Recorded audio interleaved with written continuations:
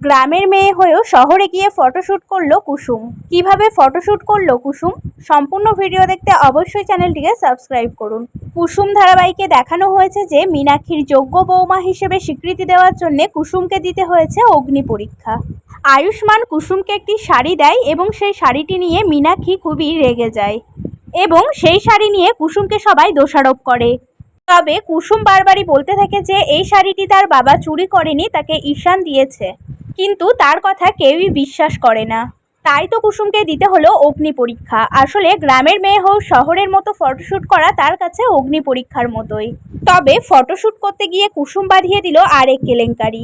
কুসুম যেহেতু গ্রামে বড় হয়েছে তাই সে জানে না যে কীভাবে ফটোশ্যুট করতে হয়।